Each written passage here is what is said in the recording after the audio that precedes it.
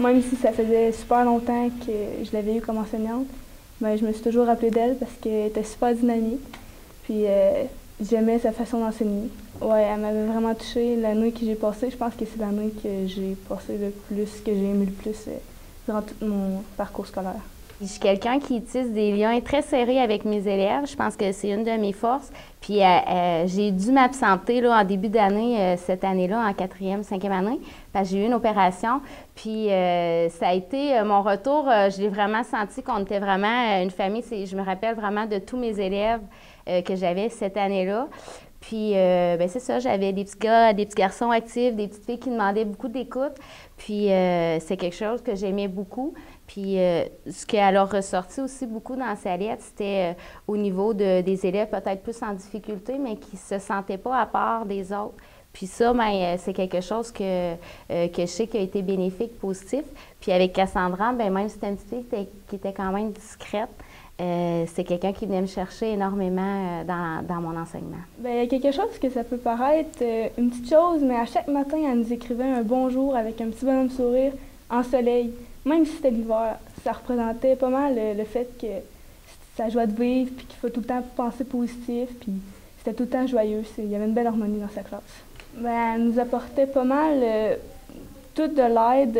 Elle n'avait pas plus un chouchou dans le fond, elle n'aimait pas plus quelqu'un d'autre qu'un autre. On était toutes quelque chose pour elle. J'avais envie de devenir enseignante depuis que je suis toute petite. J'ai tout le temps aimé l'école. Puis quand j'ai tombé dans la classe de Marie-Lou, c'est là que j'ai comme fait « Ouais, OK, un jour je veux être à sa place ».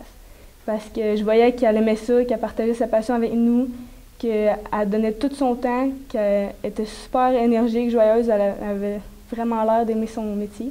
Puis je me suis dit qu'un jour j'allais être comme elle, puis que peut-être que mes élèves se souviendraient de moi comme que je me souviens d'elle. Je l'ai reçu le 14 février cette année, donc la journée de la Saint-Valentin. Grosse tempête dehors, il faisait super froid. La première chose que j'ai écrite à Sonia dans mon courriel, c'est malgré la tempête, il fait très chaud dans mon cœur aujourd'hui, étant donné la lettre de Cassandra. Je l'ai lu à plusieurs reprises. J'ai versé quelques larmes, je l'ai reçu dans la semaine d'après. Puis elle est vraiment venue chercher des points qui... J'en revenais pas qu'après 6 ans, se rappelle de ça. Mais il y a encore beaucoup de choses que je fais aujourd'hui qui fait que je me rends compte que, dans le fond, je suis probablement dans la bonne voie face à mes élèves. Puis, ben c'est ça. Ça a été un moment très apprécié. Surtout qu'on sait que l'enseignement, il y a des jours où on a des doutes, mais ça nous permet d'y croire puis de continuer de cette façon-là. Bien, moi, en fait, Cassandra, j'ai énormément apprécié... Excusez, je suis un petit peu émotive. J'ai énormément apprécié le fait que tu prennes du temps pour moi. Puis tu sais que je suis une personne qui, justement, comme tu l'as dit, essaie de faire la différence chez mes élèves. Fait que j'ai pris moi aussi le temps de t'écrire un petit quelque chose. Pas besoin de le lire nécessairement. Tu pourras le lire tout seul, comme moi, j'ai eu la chance de le lire tout seul avant. Je voulais juste te dire que c'était impossible de l'oublier. Merci beaucoup.